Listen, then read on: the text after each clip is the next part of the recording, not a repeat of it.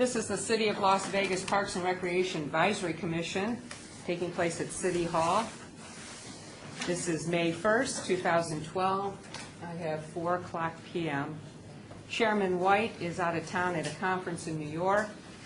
I am Vice Chair Buckman, and I will be chairing the meeting this afternoon. Items may be taken out of order, presented at the discretion of the chairperson. 2 or more agenda items for consideration may be combined, and any item on the agenda may be removed or related discussion may be delayed at any time. Number 2 is announcement regarding compliance with the open meeting law. Would you please confirm that? We are in compliance. Okay. Number 3 is public comment. During this portion of the agenda, it must be limited. If you don't mind, can I call the roll before we proceed? Yes, go ahead. Okay. Member Armenian? Excused. Member Lee? Here. Member Egbert? Here. Member Bastian? Here. Member Heenan? Excused. Member Thomason? Excused. Member Lopez? Here. Member Kyle? Callow, here. Sorry. Member White? Excused. Member Sherman? Here. Member Vogler? Here. Member Barler?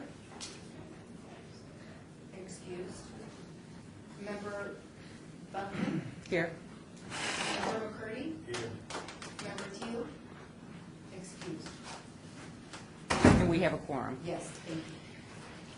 Number 3 on our agenda is the public comment during this portion of the agenda must be limited to matters on the agenda for action. If you wish to be heard, we ask that you step forward near this microphone right up in the front.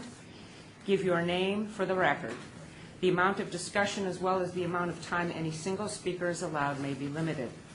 Do we have anybody that would like to comment under public comment?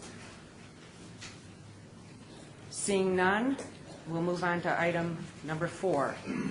This is for possible action to approve the final minutes by reference of the regular meeting of April 3rd, 2012. So moved.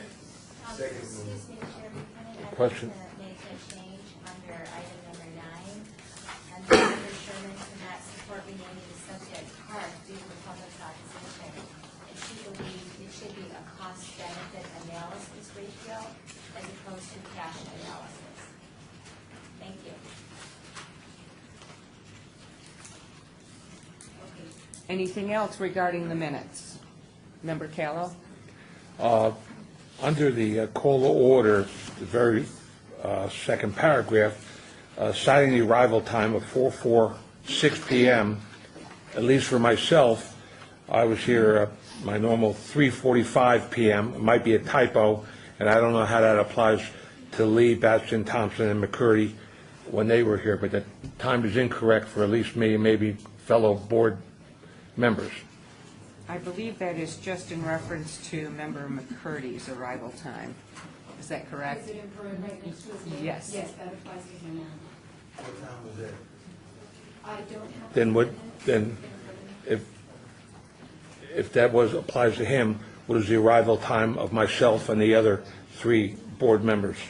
Everyone else has a time arrival except us. That's because you were here at the start of the meeting. Thank you. Any other comments? And who made the motion for approval? I believe I did. Member Okay. Bastian. Thank you. There's one other item. With the corrections, as stated by the commissioners, please. I'm trying to find which item it was regarding the ambassadors. And I believe it was my suggestion that we invite ambassadors to appear before us. And I think it was noted as Sherman's. Trying to find where that was. Do we need to rescind our motion to approve those minutes?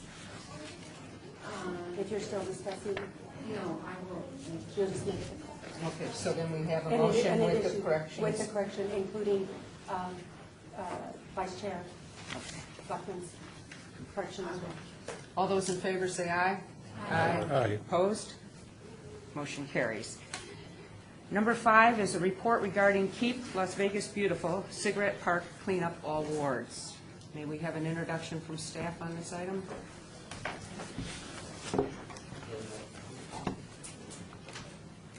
me. I'll do it. Go ahead. Lisa Campbell, can represent. Okay, thank you, Shelley.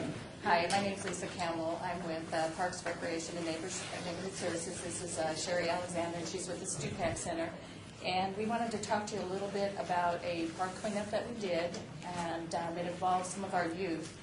And basically what it was is we identified some parks. We wanted to see what the problem with cigarette litter was in the parks. We learned through Keep America Beautiful that cigarette litter is actually an international problem. So we wanted to identify, especially within our park areas, what the problem was. So we invited different youth councils and different youth groups throughout the city, and then we picked 5 parks that represented different areas so that we could see in different neighborhoods what was going on. Sherry was going to talk to you a little bit about the project and what the kids were doing. Yeah. My name is Sherry Alexander. I work down at the Stupak Community Center, and I'm in charge of our youth council down there. Another part of my job is to run the Las Vegas Mayor's Cup soccer tournament, so I have a lot of exposure to our city parks because those are all of the parks we use for the tournament. The tournament has grown so large, it's international, so we have international people coming in from Germany, Mexico, Canada.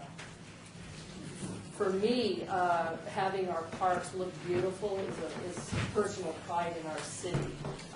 And when Lisa contacted me about doing a project regarding cigarette butts, because that seems to be a huge problem we have with parents and with referees, with officials, and children smoking at the park, I thought it would be a great idea for my youth council to do or be part of this program. We nicknamed ours Butt Out. And we had last November, we brought the kids out to Ed Fountain Park, which is one of the parks that I utilized for the tournament. And it's probably one of the most used parks. You have a lot of people coming in from across the streets, families, and there's a huge playground area. And for me, seeing year after year and noticing the high volume of cigarette butts and trash, I thought that would be a perfect facility for us to do our event. I know a couple of the kids wanted to stand up and talk a little bit about their experience. Brandon, and I have Michael back here, Stacy, Fatima, Jennifer, and Jaden here. And then Joden is one of our youth leaders also for the youth council. And the American Lung Association was also a partner with us on this project. So prior to the cleanups, we wanted the kids to understand what they were doing when they were going out in the parks. We didn't want them just going out and picking up cigarette butts and not understanding what the whole purpose was. So they went out and did a hour-and-a-half long training with each of the youth groups that were involved. And they taught them not only about the impact on their body with tobacco use, but also the impact on the environment. And that's what some of the kids are going to briefly touch on when they come up. I just wanted to mention some of the youth groups that were involved were the Stupak Community Center Youth Council, the East Las Vegas Community Center, the Arbor High School DECA Club, the Las Vegas Road Runners 4-H Club, Valley High School ROTC, Andre Agassi Boys and Girls Club, and the McCabe Boys and Girls Club. So all of those groups were involved in this project. With that, we'd like to show you, Channel 2 did a City Beat show on with one of the groups that actually went out there. So we wanted to show that to you really quick, and then we'd like to have the kids come up and talk about what their experience was, and then some of their recommendations to you as a board on what we could possibly do to help improve this problem.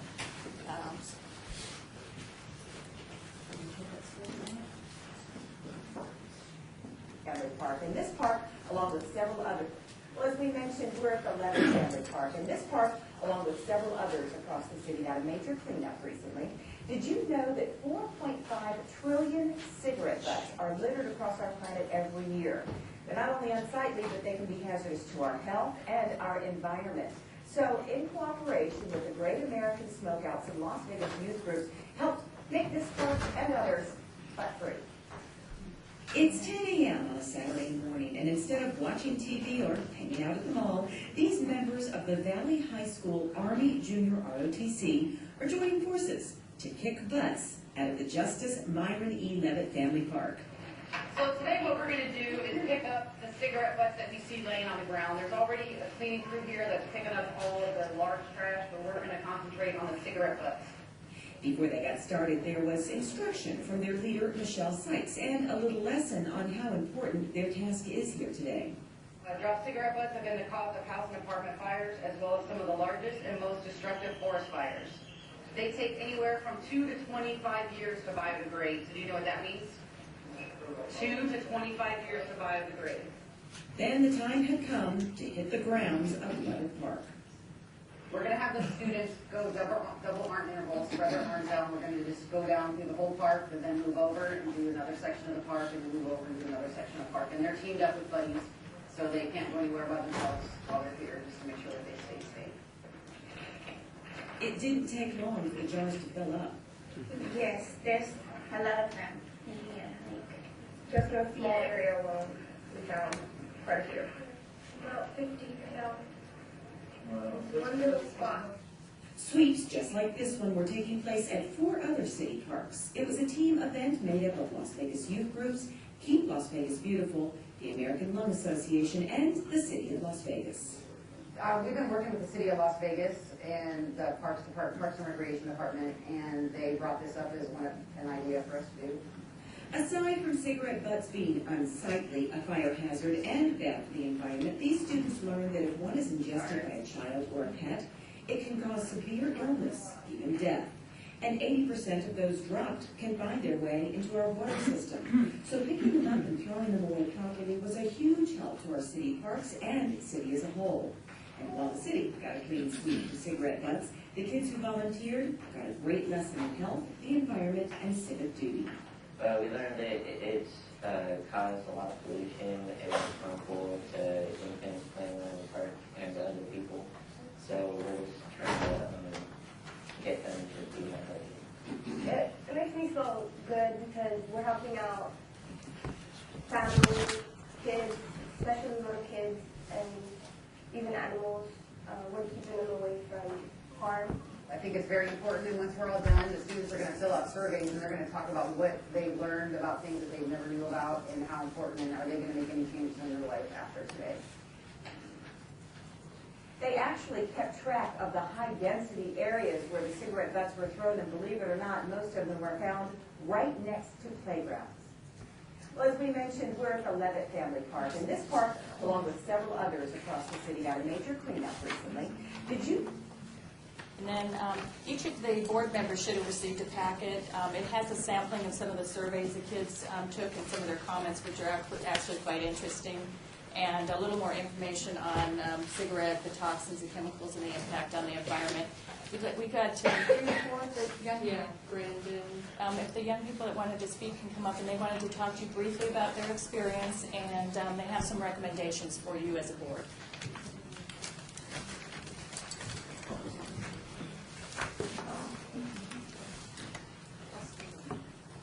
We would like to get you on record, so if you may give your name to the microphone, that would help us out.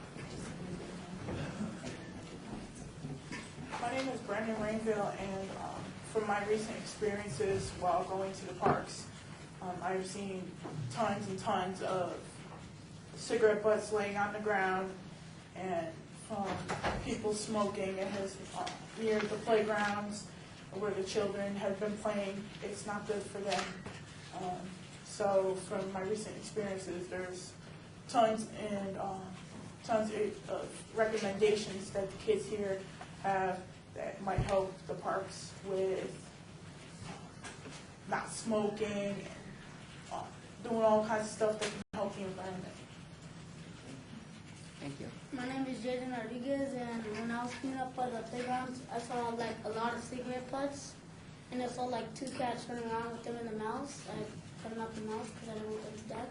I learned that like cigarette butts can kill you if you eat them, and also it can start a fire. Like if it's still lit and they throw it in the trash can, like the plastic can burn and the trash can could get set on fire, and it's pretty much good. My name is Stacy, and I was picking up, we picked over 1,000, and cigarettes have over 4,000 chemicals in them, and if a small child or like an animal ingests it, it could make them really sick or death. And I'm thinking that we could put like a trash can or like we could just roll out smoking in the parks. My name is Katina Harper, and as for our recommendations, we would just like to have signs posted just saying no smoking whatsoever, or if there is going to be smoking allowed, at least to dispose the bud properly. And we would like cigarette trash cans, like Stacy mentioned, to be placed around the parks if smoking is allowed. And we would like to see a 2-week campaign where marshals and volunteers go out to the park to speak to smokers or issue fines. We would like to see the sports depth issue letters to all user groups to make them aware and or accountable for trash and especially cigarette butts.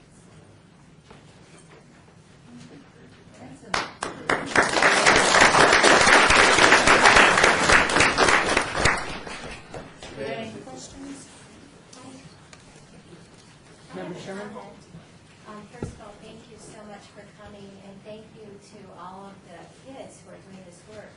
May is Clean Air Month, and that is a proclamation today from the Clark County Commissioners, who are actually doing a proclamation as part of the Clark County Commissioners meeting today.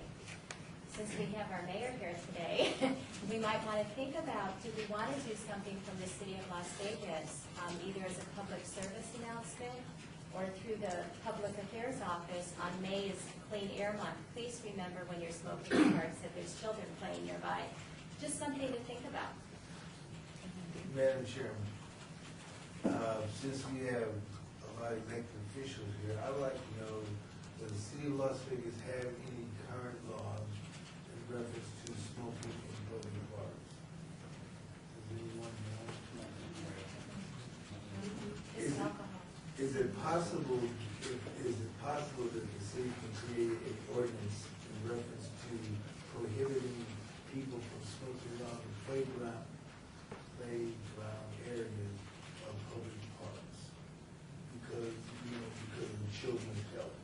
Maybe adults who like to smoke, and I'm not against those who like to smoke, but I think that we should try to come up with some type of ordinance to protect the young people from cigarette smoking in the public playground areas. Is anything of that nature, Ms. Brentwell or Ms. Larson ever been proposed? I'm not aware of it, but it's certainly something we could look into. Revising park rules anyway. Yeah, park rules. Yeah, designated area. Are there any other commissioners? And let me just say this for the record, because Mr. McCurdy is putting us on the spot. We 1, 2, 3, we almost make a quorum, so we have to be careful as far as what we agree to and what we don't agree to in public. So we will take that under consideration and advisement, and have a conversation with our city manager going forward to see if in fact there's something that would be feasible. I'm sorry, Mayor. Cool. No. And my animals, because I recently have 4 cats and 2 dogs, so it is not good for my cats and dogs. Plus, I have my mother who is pregnant, and so I think it would actually be good for the city. Like, me and Ms. Sherry Alexander have been talking in the van on our way here, and I told her that one of the recommendations that I would like to put forth is to have designated smoking areas in the parks. Wonderful. So Mr. McCurdy and you are on the same wavelength. Okay, we're back in session, back on the record. Any other commissioners with comments? Madam Chair, thank you. I just want to commend all the young people who came out to speak today.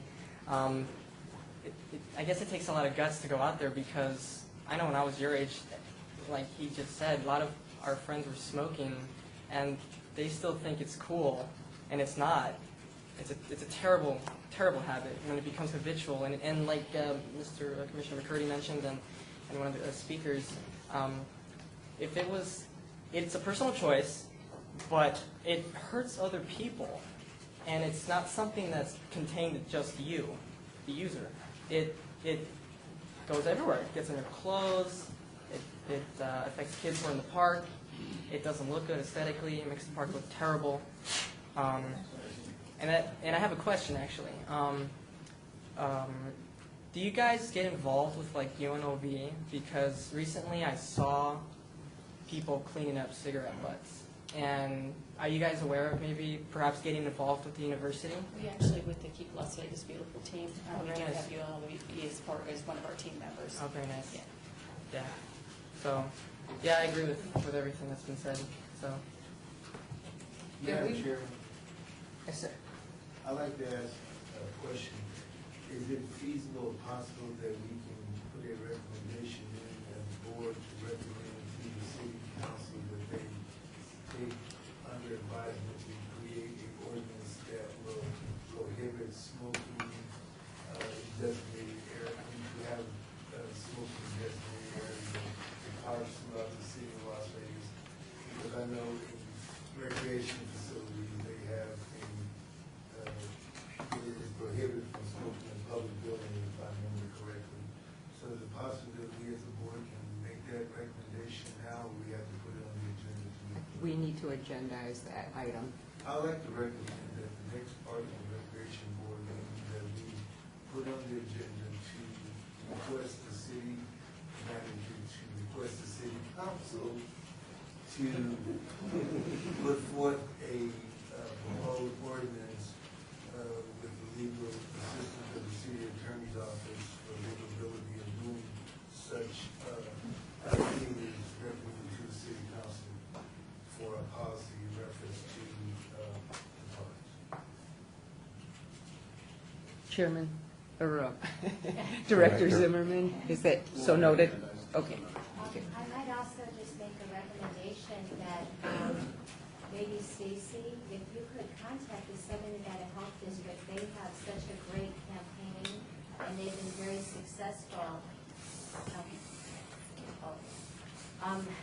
They've been very successful in looking at the smoking in restaurants and have successfully in Las Vegas been able to abolish that. So that might be something, instead of reinventing the wheel, maybe looking at what the Southern Nevada Health District has done. Any other comments from? Yes. One final comment.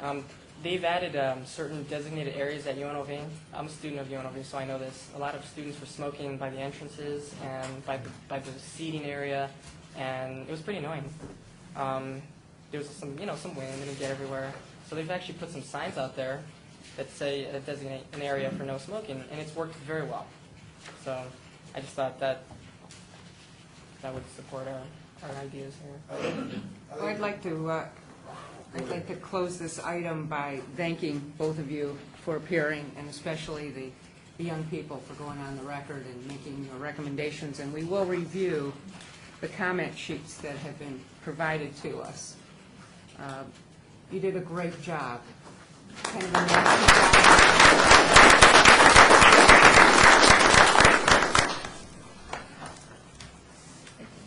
We are going to move on to item 6, which is Good report job. for possible action regarding the renaming of Doolittle Park located 951 Westlake Mead Boulevard in Ward 5. And I see Councilman Barlow is here. Does staff want to introduce anything regarding this item? I believe Councilman Barlow, as you just indicated, is going to speak on this matter. Thank you. Okay, thank you so very much. I'm not sure if this was a good idea to have all the elected officials in the room at one time, because we got a lot of assignments before we even had our say in what we were here for. But no, that's fine. Anything that we can do to assist and make the community a better place, specifically for our young people and our families. The mayor and council, we have a track record of trying to improve and better the community, one people at a time. I am here on behalf of item number 6, along with a lot of community members here in support of the item before you today. I would like to start off by saying thank you so very much for agendizing the recommendation before you today to rename Doolittle Park, to provide a historical backdrop in relation to Doolittle Park It is a park that I grew up in, being that I was born in the apartments just adjacent to the park. And I played in this park as a little boy all the way through my teenage years before going off to school. And I have a lot of fond memories of the park, and a lot of great people came out of this neighborhood.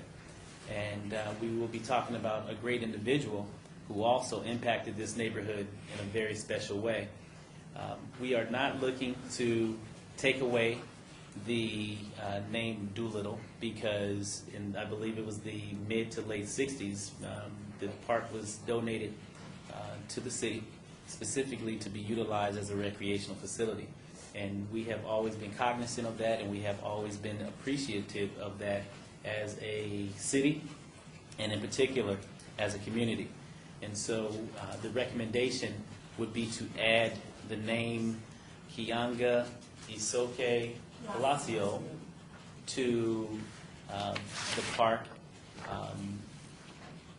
Kianga Isoke Palacio at Doolittle Park is what we would like to rename the park to. I can share with you that Kianga has a long, rich history as far as working in the community on many levels.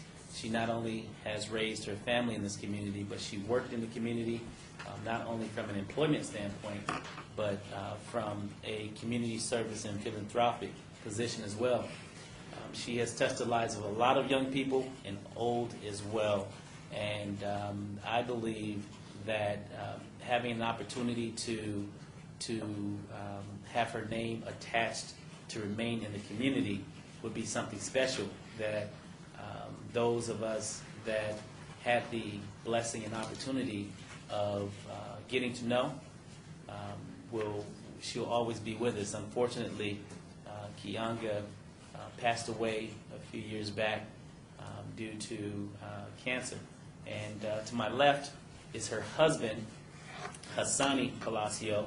And at this time, I would ask that he, if he will, read into the record just the bio and some of the historical facts as it relates to his wife. Good afternoon, everybody. My name is Hassani Palacio. And you can imagine it's very difficult to try to capture somebody's life in a few sentences, but I tried to do that, and I'll just simply read what I presented to the board today. Kianga Palacio was born on April 4, 1968. That's the very same day that Martin Luther King was assassinated. She was the last of 9 children born to a single mom and was raised in the projects in San Antonio, Texas. She had a largely uneventful childhood and knew that she wanted something different for herself other than continuing to live in the quote-unquote ghetto. She played basketball in high school, and she earned a scholarship to play ball in college. She became a teenage mom, however, and that almost derailed her plans for a better future. But her mother stepped in and helped her raise the daughter that Kianga had, and that afforded her the opportunity to continue to pursue her goal to go to college and be the first in her family to graduate college. Now, in early 1990, she moved to Las Vegas to pursue a different path. And it is here that she became very much community-minded and community-involved. She became part of a program that offered mentoring and tutoring to young girls, and they did tutoring at various libraries and community centers throughout the city. This experience would lead her to co-found some years later the organization called Sisters. Sisters in Society Taking Action. That's a mentoring and rites of passage program for young girls based right out of the West Las Vegas Arts Center. She would also become a founding member of African drum and dance in this community. Prior to the mid-90s, there was no African drum and dance presence in this town. And an organization called Cultivate, Children of the African Diaspora Music Ensemble was started. And then she and I later formed our own drum and dance company called Orobisi, and we teach African drum and dance at the West Las Vegas Arts Center, and she did up until the time she passed. Kianga was married and became a mother again in this town, and was a stay-at-home mother for the first 5 years of her daughter's life. But during that time, she not only raised her own child, she raised many children. and impacted the lives of many young ladies while trying to show these young ladies that the importance of being a responsible mother and respectful and respectable African American woman. She would do anything for those young ladies, and she earned a reputation as a woman of her word. In the summer of 2006, she was diagnosed with breast cancer, and for the next 3 years, she battled this cancer with a quiet courage. I mean, my wife never complained one day. She went to work every day, despite the fact she had surgery, she underwent chemotherapy, she underwent radiation therapy, but she never complained. She just kept on going. And like I said, we seldom heard her complain, and she was quick to offer words of encouragement to others. And then even on her deathbed, it seemed like just hundreds of people came to say their goodbye to her, and she somehow found the strength to stay alive, to afford all of these people the opportunity to say their last goodbyes. And so she finally died in the early mornings of August 30th with myself and 4 of her close friends at her bedside. And she leaves us a legacy of caring, of courage, of strength, determination, selflessness, and love. I mean, Kiana, she was well respected, loved, and admired by those who knew her, and I believe that she was just really honored to know that she was thought in so high of a manner that Councilman Barlow would suggest that her name be added to the Doolittle Community Park. And it's an honor for me and my family, obviously on a personal level, but I think it's bigger than that because she represented more than just herself. She tried to represent she tried to live her life to project the image of a strong black woman first, strong woman in a general sense, and just be a decent human being.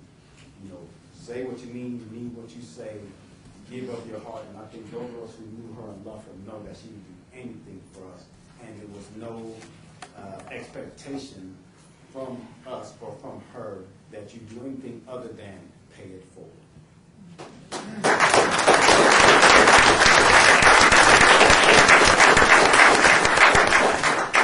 As you can see, and thank you, Hassani, and as you can see, and we would like to basically place this in the records, and there is hundreds of signatures as far as petitions supporting this endeavor. They all would have loved to come here. I encourage them to just keep the family lifted up in prayer because they are still wishing that their loved one was here. But we know that she will maintain her presence in the community for always if, in fact, the committee here today, you, the commissioners, afford the community and Hassani's wife the opportunity of placing her name,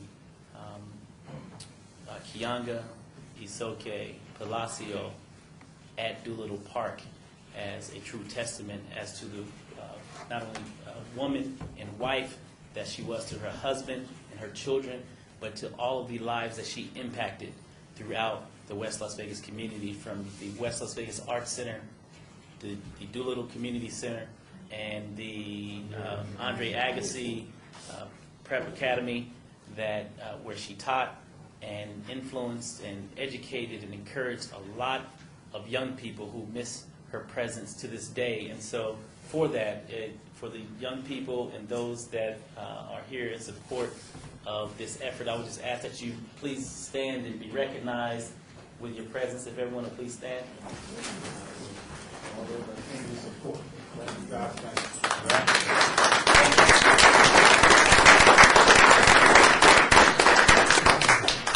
So, Madam Vice Chair, I would just like to close with saying thank you all once again for the opportunity and allowing us to come forward with this recommendation and in support of Kianga's name being placed at Doolittle Park. Thank you. Madam Chair. One moment, please. I want to know exactly the wording you said, how it relates. Is it relating to a specific facility at Doolittle or the entire park? How are we honoring her? Okay, the campus of, and that's a very good question, thank you. The campus, the entire campus of Doolittle, of course, is one parcel, but the outer portion where the baseball diamonds, the playground, the walking track, Right. the canopy, just the outside portion that we in the community consider the park, the renaming to be placed there, not the senior center nor the recreational facility, but the outdoors park area. Understand. Yes, ma'am. Very good, thank you. Questions? Madam Chairman, as a commissioner that represents Ward 5, which previously represented the city of Las Vegas on the park board at large, I'm very familiar with the Doolittle structure. In 1966, I was appointed by Mayor Warren Gregson to be the youth representative of the Doolittle Park. Mr. George Lawson was the first director of Doolittle. Doolittle Park at that particular time, as the commissioner stated, councilman stated, was a partial land donated to the city of Las Vegas by Mr. Doolittle.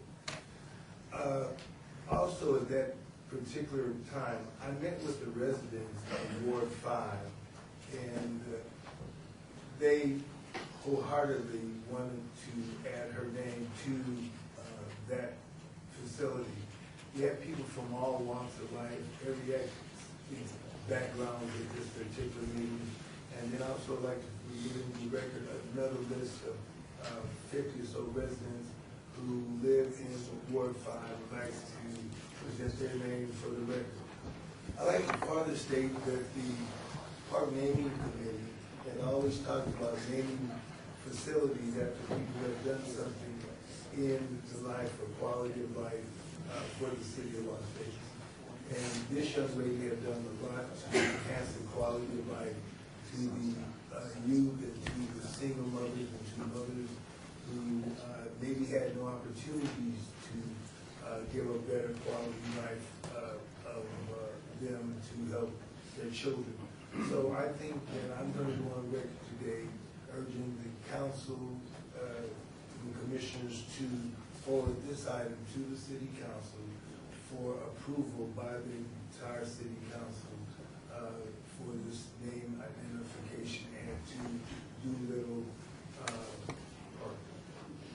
Madam Chair, if I may just interject just real quickly.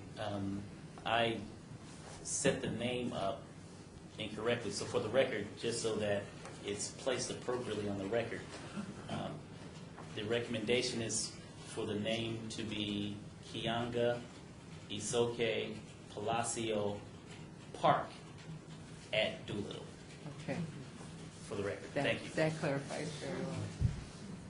Member Sherman is chair of that. Member Lopez?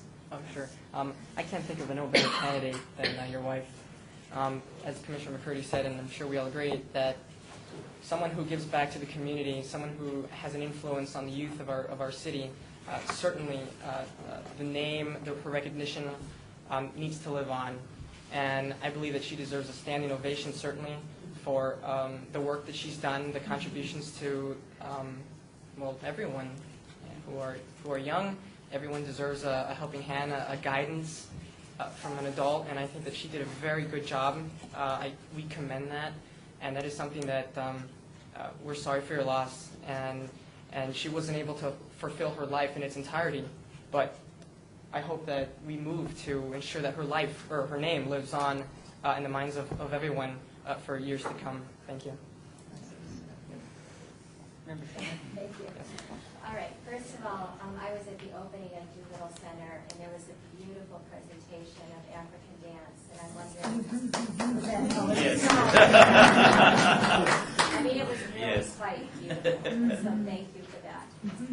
I do want to say that this puts us in a very awkward position because we do have a procedure and a policy that is on record with the city of Las Vegas, and we have to be very careful. Now, I agree that something should be done in her honor and in her name, but we do have a procedure that we have to follow. I don't know if is our city attorney here today? He's usually here.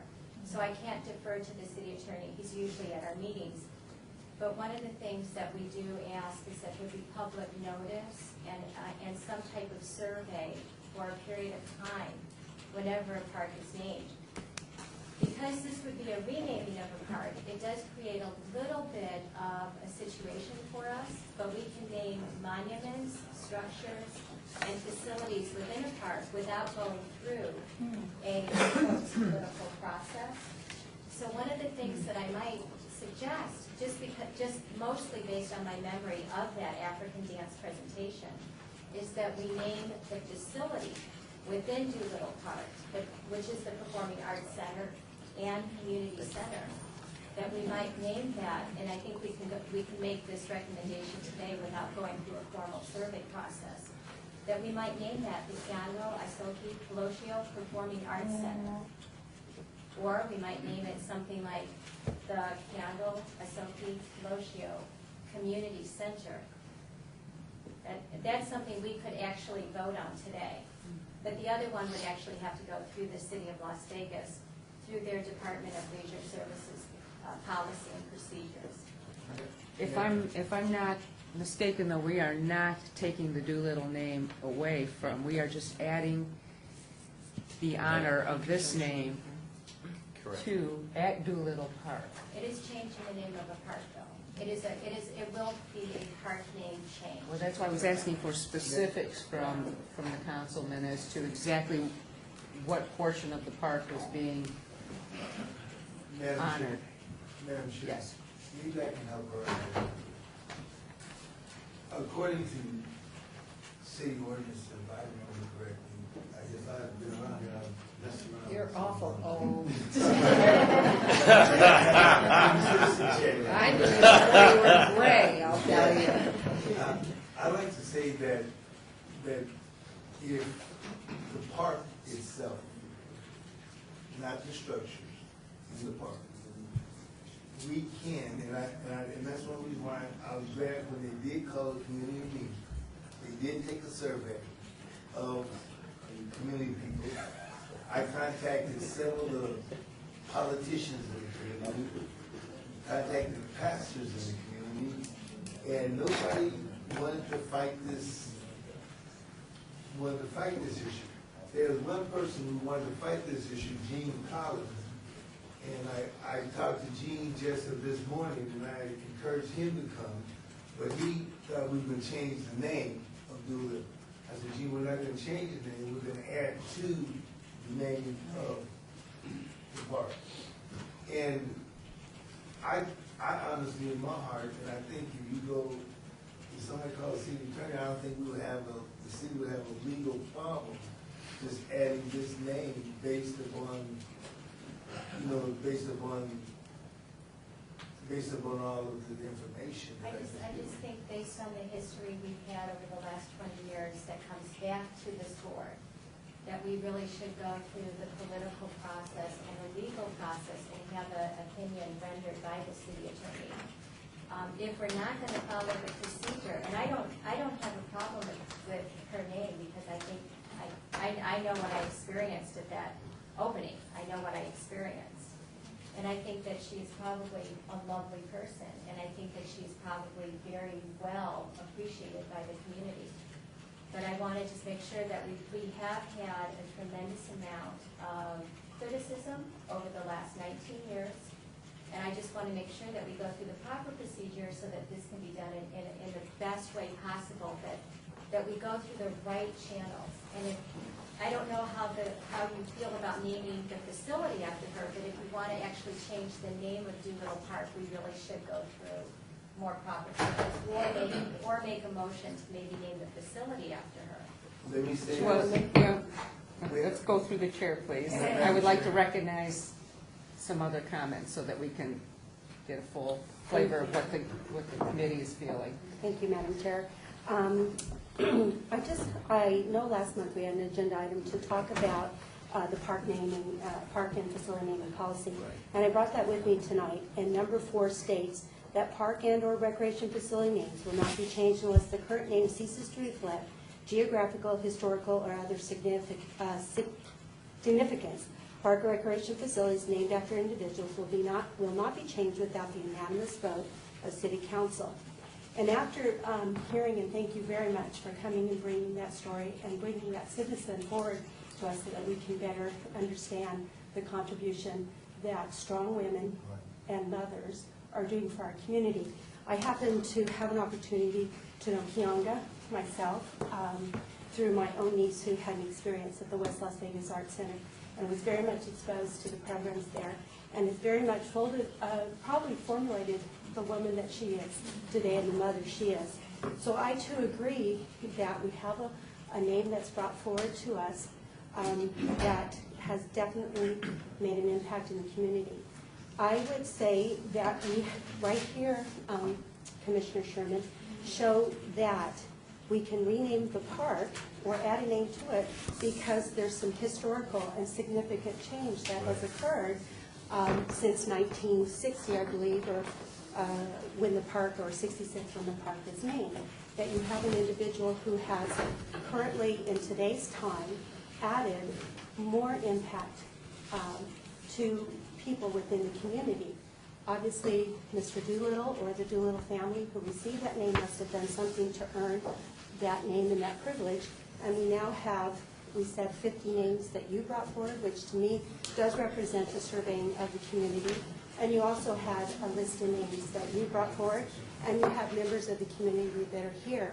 So for me, I feel, for my interpretation of the policy, that we are following that, and that we certainly could, if we chose as a board, accept Councilman Barlow and the members that are here, his guests, a suggestion for adding the name to the park, if that were to be the desire of the board. And then, according to the policy, we would then let the council make the final decision, because it really is their place and their stewardship and their responsibility to do that. We're just a recommending board. Is there any other comments from commissioners that have not spoken yet? Vice Chair, if I could, I Yes. just think important for the record, and as we've researched this too, is Doolittle, just to probably complicate things, not to ease things, but Doolittle's the working name of the park. Even within the park, there's no, we've called it Doolittle Park because of the proximity to Doolittle, and I think the original spirit of the naming of the campus. But it's not recognized as Doolittle. In fact, when we put cost estimates together for the changes, there's no signage in the park designating it Doolittle. We refer to the fields as Doolittle Fields, but only that. But I do also in that is I believe this is the forum that the park committee to perhaps ease your concerns, as you are the recommending board, and by policy the council and the mayor and council have to have unanimous decision to rename a park. So regardless of your vote, it is presented to council meetings, their naming, the vote is recorded, and then it's up to the council to make the decision on how they feel over a respective park. I'm going to close discussion on this and take a motion. I'd like to make a motion that we name the park as stated by Councilman Barlow to the city council. I can make this a forward to the city council. And would you state that on the record one more time, please, Councilman Barlow? Kianga, Yes, Sophie. if you can, if I can defer to her husband for the correct spelling for the record.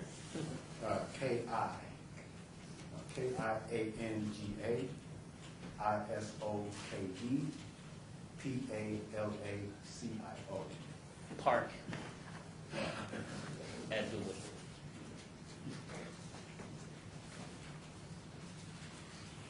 Do I hear support for the motion? I move to second that. All those in favor say aye. Aye. Opposed? Motion carries. I abstain. I would like to be abstaining on record. Okay, Thank you. abstain. Excuse me, can you state why?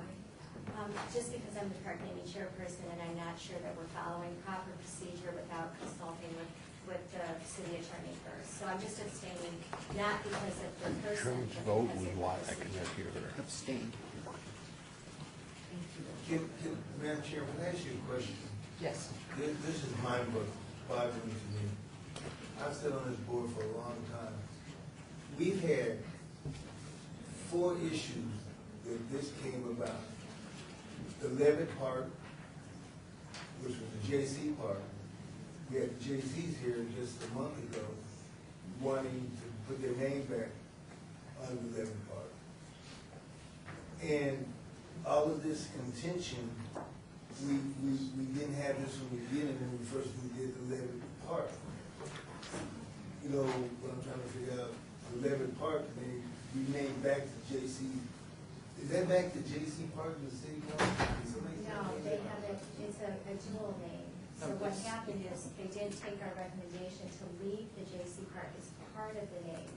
They changed it in its entirety to Myron Levitt Park. That was brought before us by Andrew Levitt, Esquire, to change the name of the park. We made a recommendation that they keep at least some aspect of J.C., like J.C. Community Fields or ball fields. And at that time, the city council chose to not keep the J.C. name. So this board then heard from the J.C.'s. Yeah, the J.C.'s came here, but didn't actually, we took at the board meeting to put this back to the Let me interrupt you both, because we would like to thank you for your presentation, and we don't want to keep you any longer than, and we have sent the recommendation on to City Council now. Thank you. Okay. Thank you so much. Okay, thank you. You're welcome. Thank you. Good job. Would you speak to that, just so that the chair would know, clarification? I think just for clarification, because of the discussion that was on the record, that the J.C. name was Myron Levitt at J.C. Park. Yes. Justice, yes.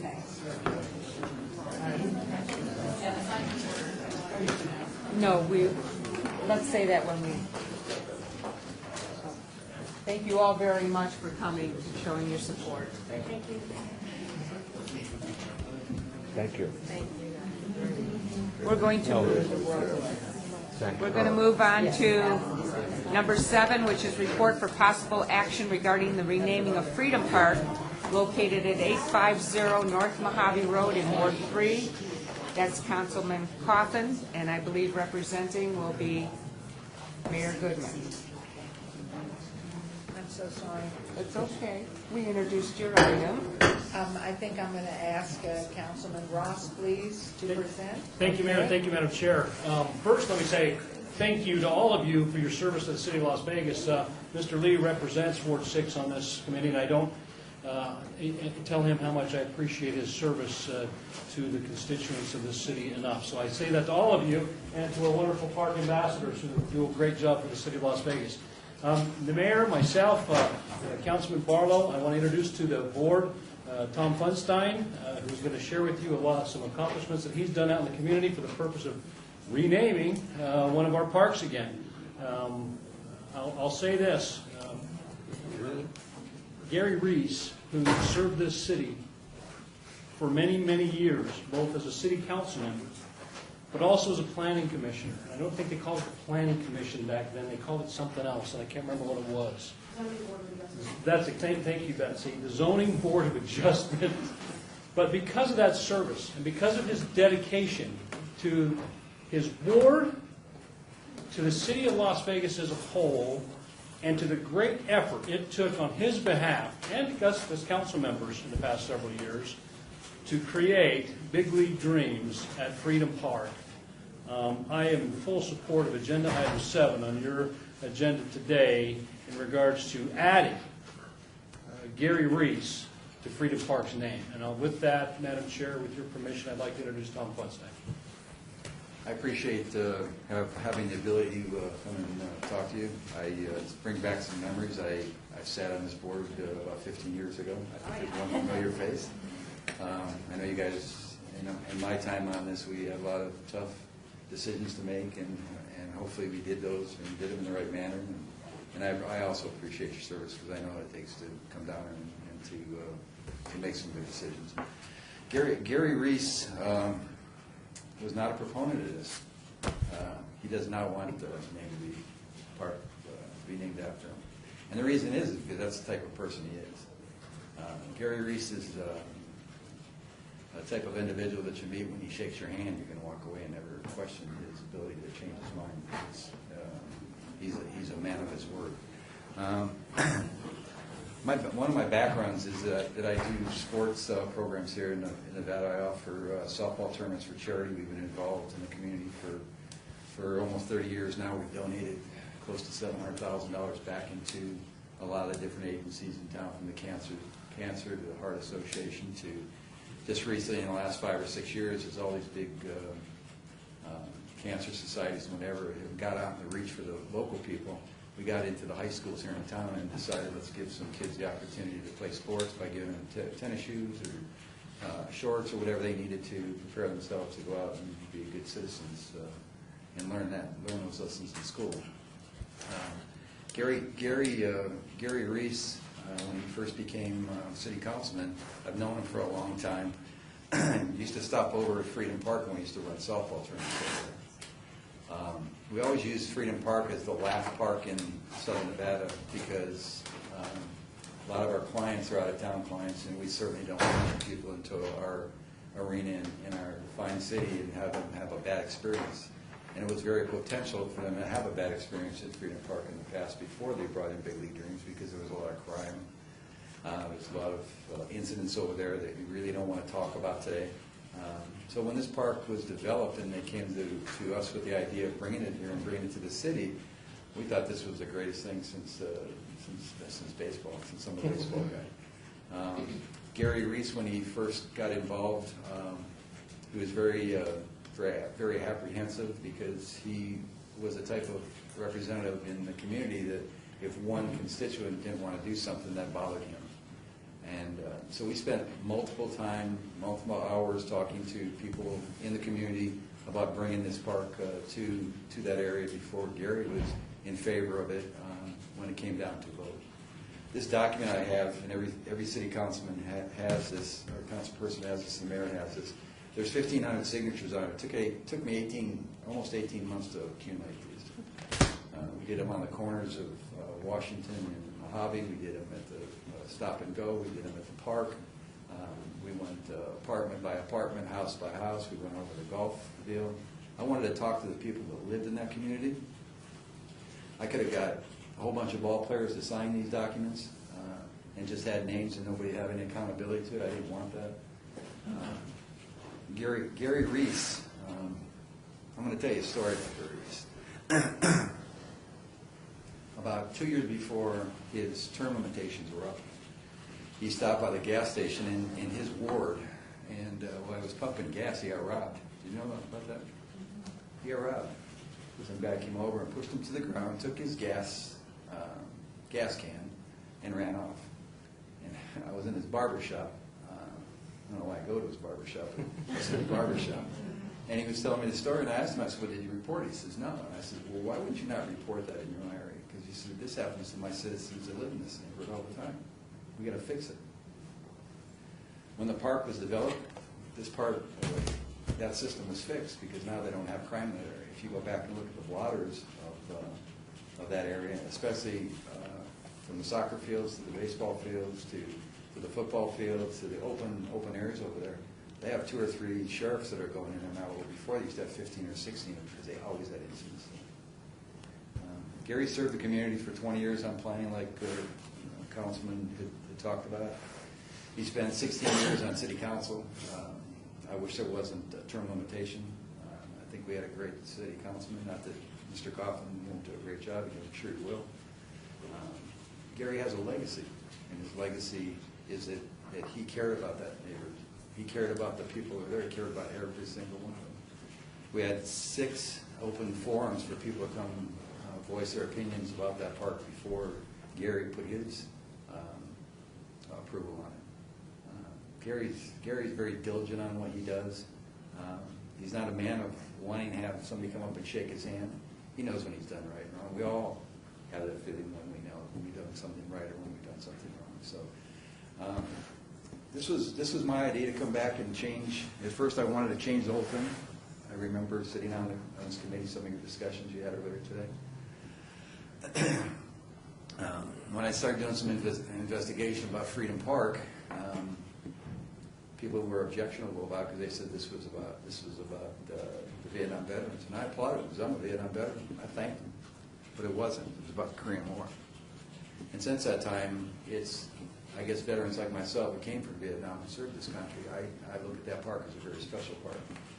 So instead of just calling it the Gary Reese Park, I decided to come back and ask for approval to have the park with Gary's name on it, the Gary Reese Freedom Park.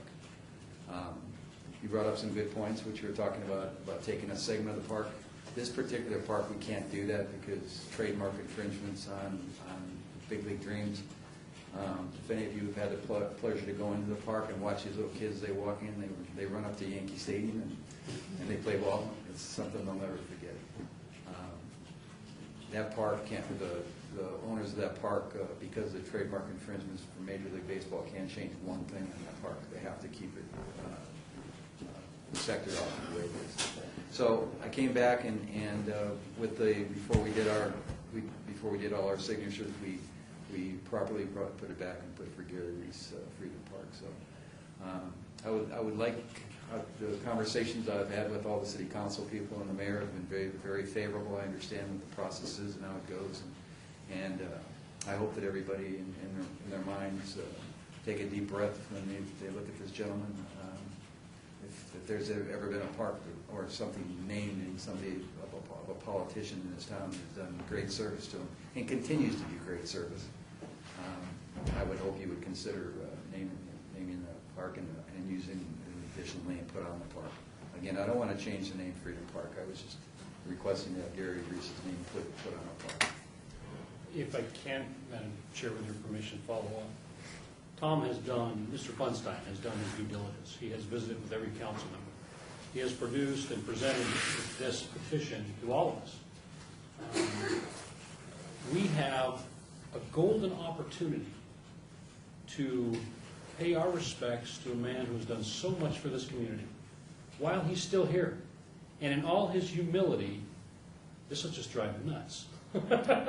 But I believe this is the right thing to do for a man who has dedicated that much time to this community, to this city, and to that area of the city, which was in desperate need of big league dreams.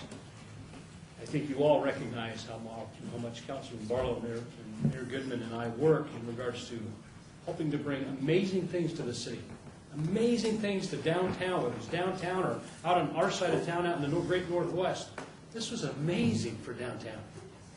This changed our parks tremendously. Mr. Zimmerman can attest to that, I'm sure, in regards to what it has done. Our code enforcement officers can probably attest to what it has done for this community. I am in full support of this, and support Mr. Funstein with his efforts to honor Gary Reese in this way while he's still here with us. Thank you, Madam Chair. Mayor Goodman, would you like to? Yes, I would. I don't speak for my husband, and he doesn't speak for me. But I will take umbrage this time. We will be married 50 years, so I think I deserve now the right to speak for him once. And it is in support of this wonderful effort that Thomas put forth in collecting these signatures. But knowing and listening and living with my husband all the years of Gary Reese's service, no more a humble person has there been, nor more one who is more open and supportive of everybody in our community, but in particular his constituents in his ward, and the pride that he operated under all those years. I think this is so deserving and so needed, and your presentation, both of you councilmen and Tom, I just think is so true to what this man is, and I'm sure he never does ask for anything. And maybe you can bring your hair back is all I'm saying. He's been working on my husband's and cutting on the face and done beautiful things to him. But even through that all, Oscar has always said what a fine man who is so dedicated to this community, and I am in full support of this. Just to add one thing, when I go in to see Gary, I get a shave once in a while. And he announces me as I walk in, he tells me he's here to donate blood. He always cuts me someplace. So. That's part of the game. That's part of the game. Thank you. Madam Chairman. Let me recognize Mr. You're Akers. saying naming the park, is that the whole park?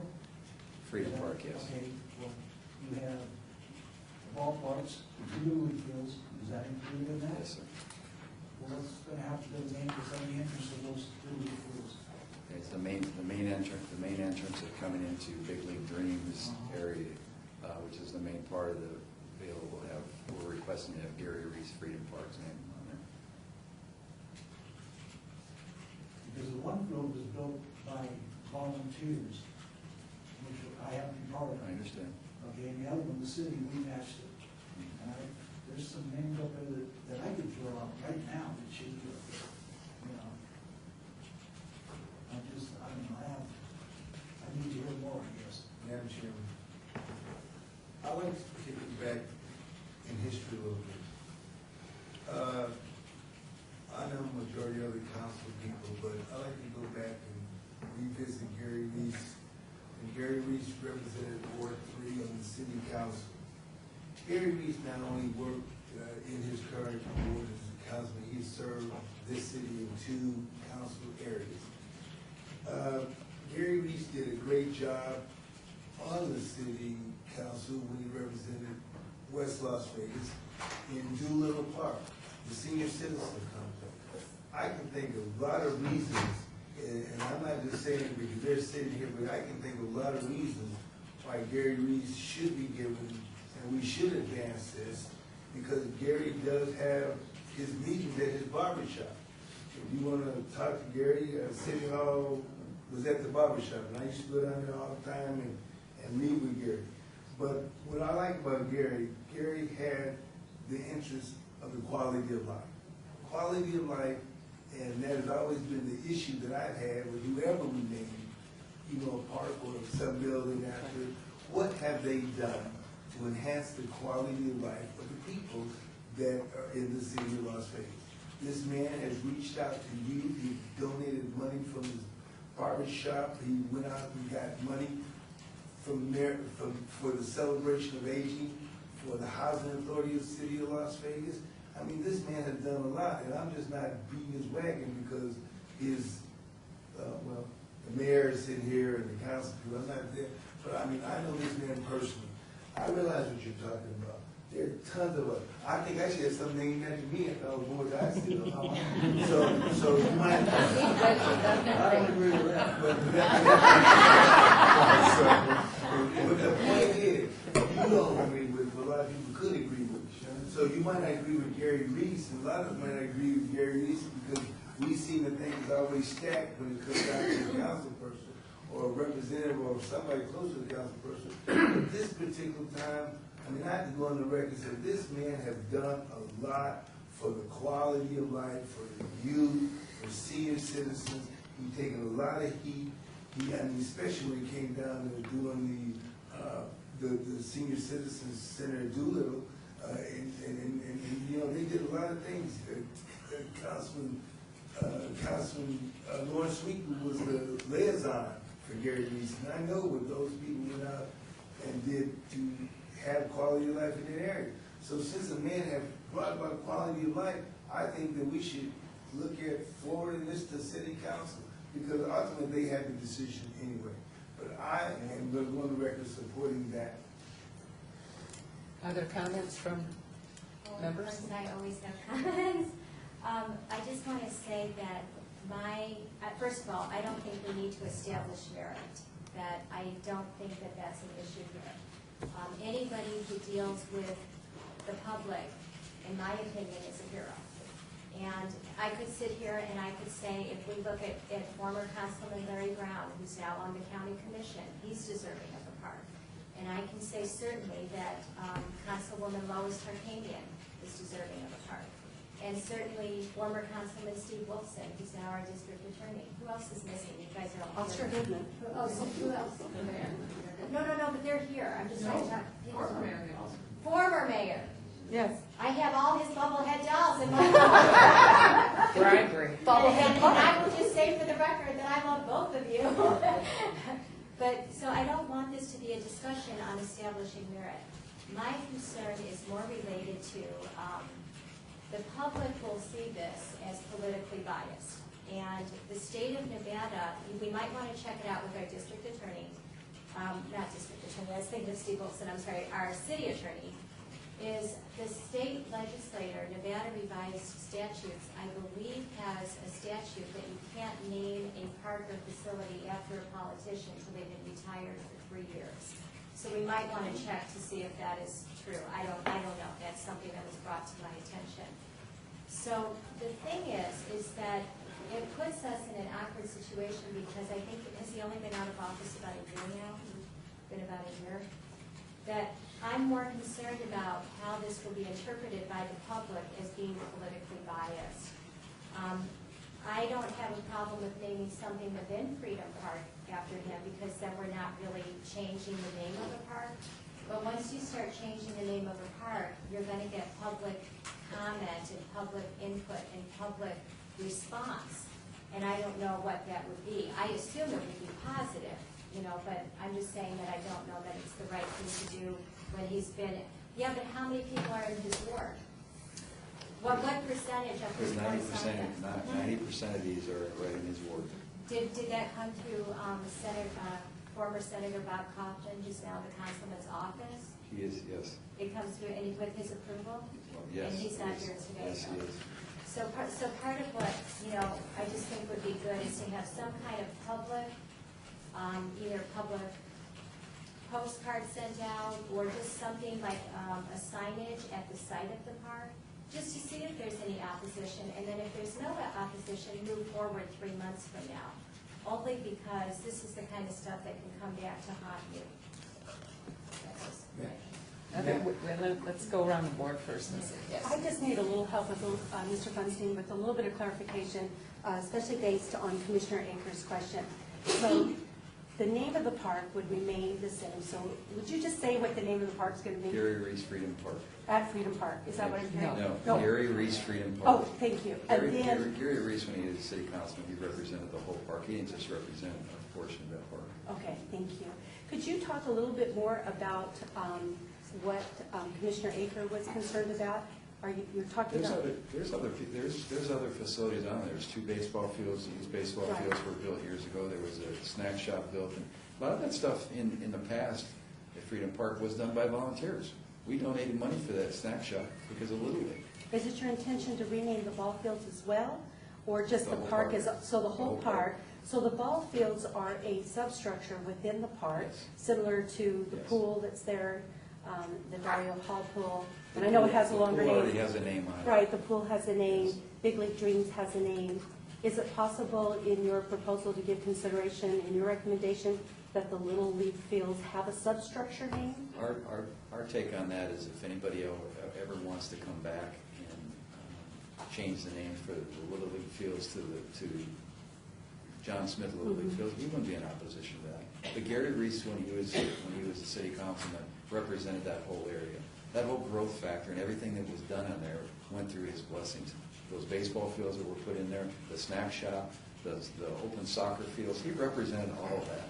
So our take on it is he represented, we wanted his name on the whole park. If somebody wants to come in at a later time and put your name on the baseball field, because I'm just saying, there's no opposition to that. There's other people, and I totally agree with what you say. There's tons of people that go by that never get any type of recognition. There's no question about that.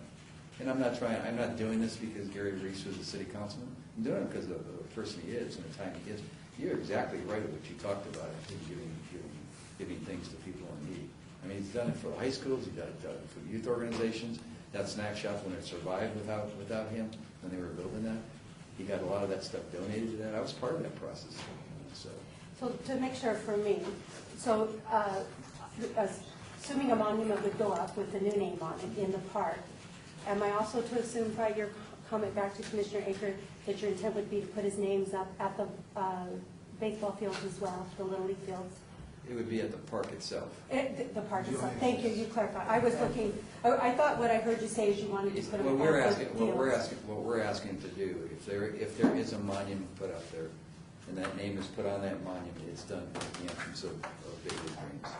Oh, I see. I misunderstood. So- I was differentiating between Big League Dreams and the Little League fields, so you clarified that for me. Yes. Thank you. Yes. Do you think that?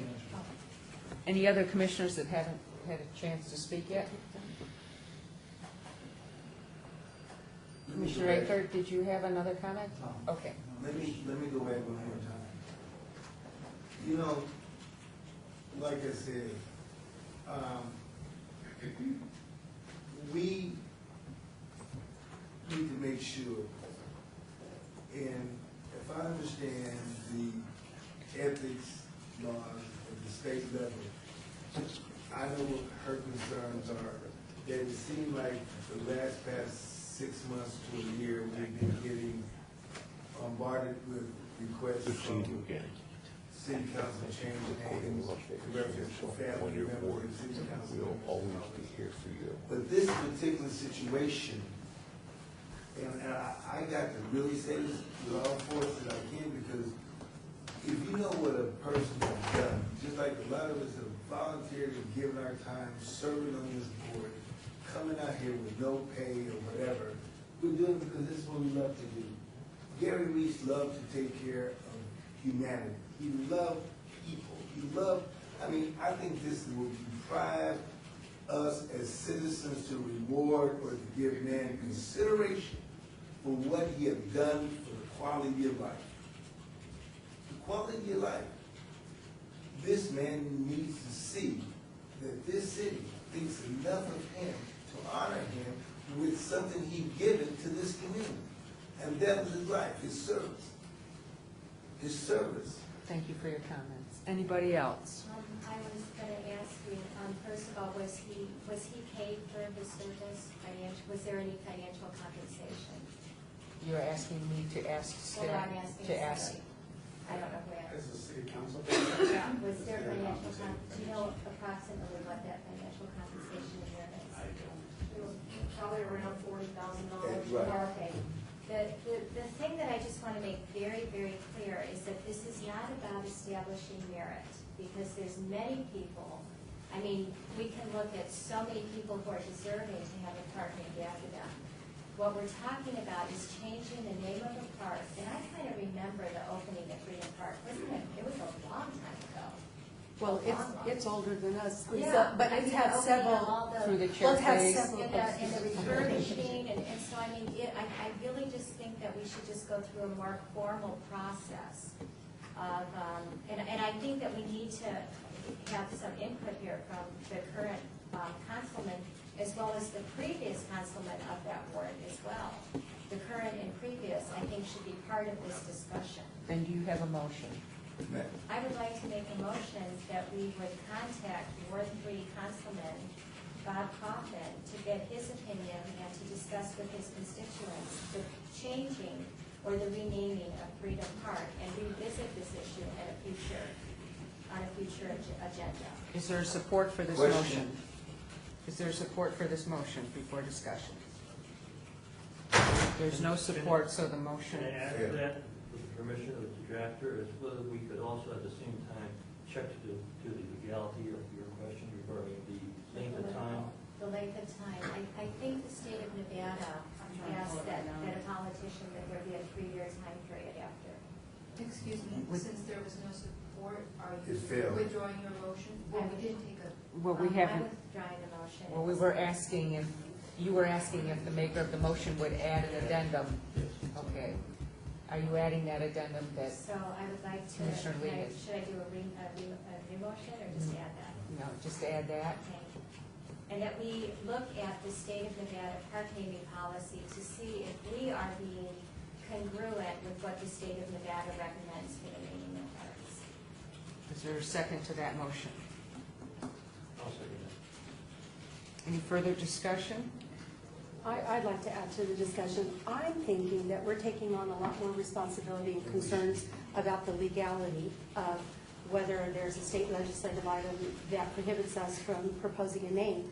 I think we could put forward a motion on whether we're supporting the name or not, excluding the discussion about merit, that we've already established merit's important, and let that be resolved after we make our recommendation. And the motion could simply state, with the fact of following the laws of Nevada, and let the city attorney vet that out with the city manager's office or department staff, and then let that go to council and let them be concerned about whether the park naming is legal or not. That would be my preference on this. Madam Chairman, I'm going to state this for the record, and I really want this to be on the record tonight. We, as an advisory commission, only as an advisory commission to the duly elected city councilman who represent this entire city along with the mayor. The city manager runs the day-to-day operation of this city. They work at the pleasure of the city council. The city council directs to the city manager what to do in reference to these laws and see if they're correct. I honestly think that we should forward it or not forward it to the city council. We should not put this back on the agenda for another 3 months. And that is now on the record, so I will close the discussion. We have a motion and a second. All those in favor of the motion say aye. Aye. Opposed? Aye. I need a show of hands. I need a show of hands opposed. Opposed, can you wait while I? I abstain. It's gonna take me a little bit.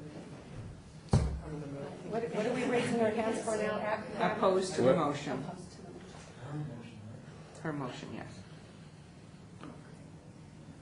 We have one So abstention. no, We have- abstain. I'm abstaining from the vote. And can you state why? Conflict. Gary Reese nominated me for this position, and kind of, I guess there's a conflict of interest. I feel so. I just stay out of it. Okay, so we have, what is our count, please? 4. So I had 1, 2, 3, 4, 5. I had 5 voting no, and 1 abstaining. I said 5, 2, and 1. 2 against. Madam Chairman. 2-4, right? So the motion fails. Well, who Correct. said, the people that had their hands raised, weren't they in opposition? Yes. Okay, so I had So the motion Callow, fails. Eckert, Bastian, and you had your hand raised. Right. Buckman and Callow. Okay, The motion is defeated. so I had 4 in opposition. You were for it, right? Member McCurdy? I'm voting with. We have 5 opposed. Motion fails. Can we do a revote, please? Okay. All those in favor of the motion, raise your hand. Repeat it in its entirety. Okay, the motion needs to be repeated. All right. Can you repeat the okay. I'd like you to repeat it as we have it, Okay, let me. because I think we got confused.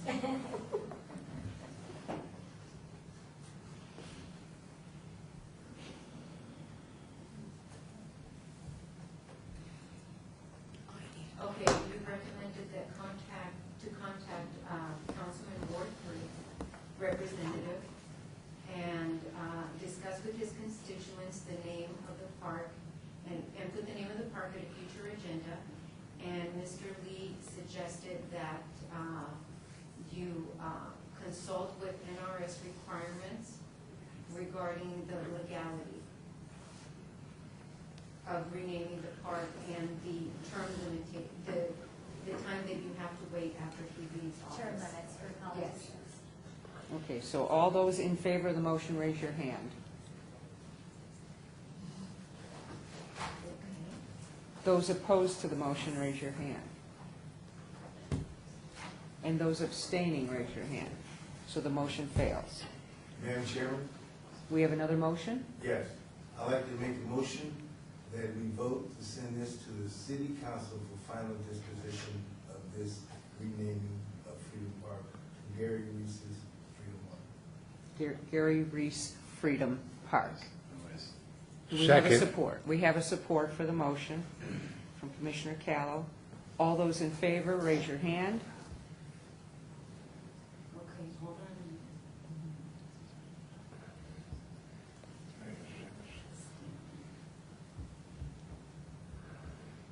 You set? Yes. Opposed, please raise your hand. Abstaining, please raise your hand. And can you state why you, because of your Yeah, relationship with Gary Mr. Reese. Reese? And I'm abstaining just because I'm not sure that we're following proper legal procedures. And the motion carries.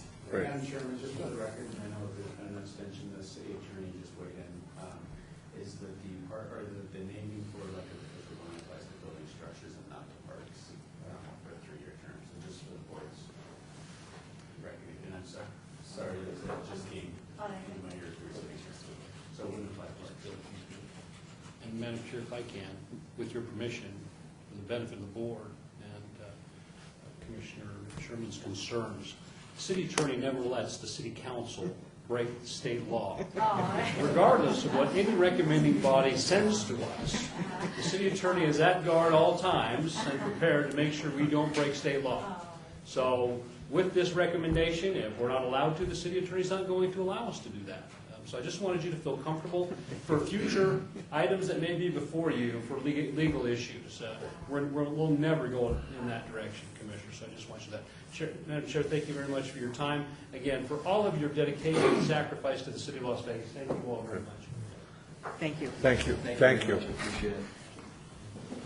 I know we're running very long tonight. Item 8 is report regarding UNLV Open Trails Park Study from Dr. Monica Lounsbury regarding all wards. Staff, do you have an introduction? Oh, I apologize. Doc, I'm just going to sneak back in with the slides. Well, I'll just go ahead and introduce myself. I'm Monica Lounsbury. I'm really pleased to be here and witness the important work that this board does. I've never been here before, and it seems like a very important job, and thank you so much for what you do. I want to talk to you a little bit about a very large-scale study that is going to be viewing parks a little bit differently than anything we've talked about tonight. I want you to know that the City of Las Vegas, the Clark County Planning Group, and UNLV partner together to do a very comprehensive study of physical activity and park use in Southern Nevada. Excuse me, we don't have a forum.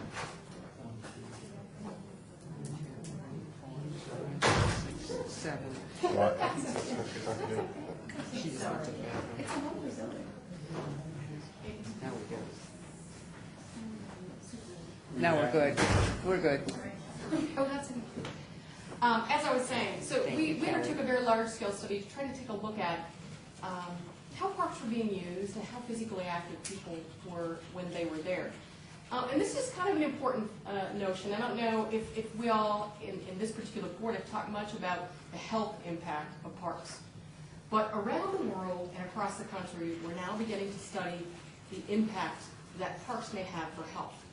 And the slide that I provided for you here is a slide from the World Health Organization. And most people probably don't know that physical inactivity now has been identified as the 4th leading cause of death. Most people associate physical activity as being important for weight maintenance issues, but sedentary living is a major public health problem. We believe it's the next tobacco. You did talk about tobacco today, but it's a huge problem, all right? So I just want you to understand that issue. And I don't know how many of you all feel like you've been sitting a long time tonight, but you're not alone.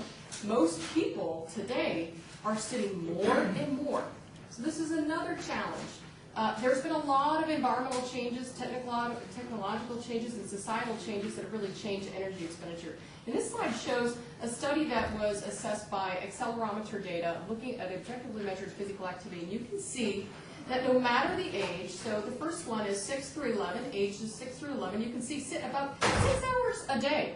And as you age, of course, you're sitting a much longer period of time. Now, I don't know how many of you realize that we're starting to do some studies about the dangers of sedentarism.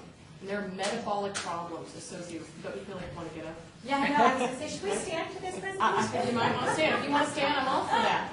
But just to let you know, there are some major challenges with triglyceride uptake. People who sit without breaks have a tendency to have higher lipid panels, have higher glucose levels. We're really starting to look at occupational sitting. Some of the things that we're doing in our lab next is related to occupational sitting, and really trying to look at how we can have impact on that. So next slide. And just to let you know, this is one of the things that kicked off the physical activity guidelines in 2008. And you can see, this is a little bit of a convoluted slide, but let me just try to make it more transparent for you. This was a study that was done over the course of 14 years, and it looked at cumulative survival rates of people based on how much you sit. And so people were asked, if you sit almost all of the time, none of the time, a quarter of the time, half the time, 3/4 of the time, and you had a chance to respond accordingly.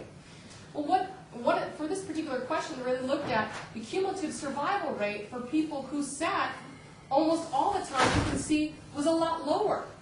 And for people who sat almost none of the time, it was a lot higher. So we're starting to have a lot of data that gives us a very clear association between sitting and physical and obviously death rate.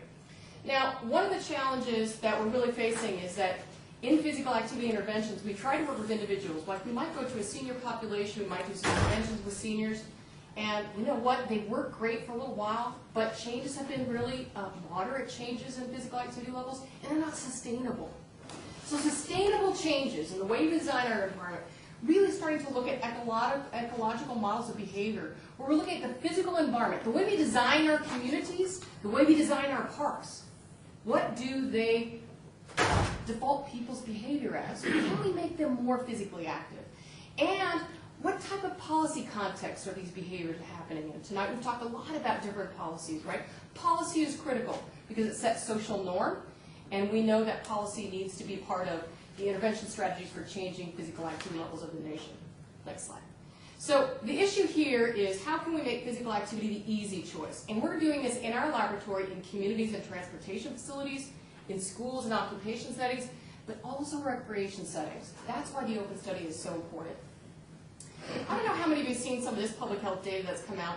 Parks and access to them really matter for people's health.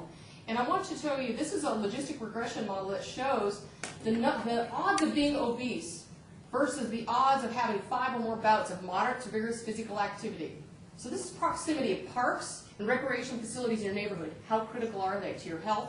You can see that as the number of park facilities or recreation facilities increase, the odds of being obese decrease, right? And the odds of being more physically active increase, right? So we know these parks are so important, and people's access to them are also important. Next slide, please. So when we got together with the city and with the county, we wanted to learn more about, how are parks and trails really being used in Southern Nevada? And how are they perceived by residents, okay? And how can we optimize our public's investment in parks and trails for health-related purposes, right? So we studied the following parks. These are the parks in the city of Las Vegas, Bunker and Levitt. We've talked a little bit about Levitt tonight. And Lone Mountain Trail was a trail that we looked at. And then these are the parks from the county. I'm going to cut right to the data. I'm not going to get right to the methodology because I'm going to just show you the important pieces. But I want you to know that we made over 480 visits. We did direct observation. The city staff and the park staff have been trained to collect this kind of data. So one really cool outcome of this project is we can continue to monitor health impact in our parks, in our community. This is so critical for some of the other things that are important to the mayor's agenda as well. So this is a really cool thing that Las Vegas did. So physical activity levels in parks, you can see that the number of people that we observed were being sedentary versus walking versus vigorous. And you can see that not very many people are very vigorously active in parks. And most of the time, people are very sedentary. And when you probably think about parks yourself, you're probably thinking about more leisure time, maybe sitting under a tree, reading a book. All right?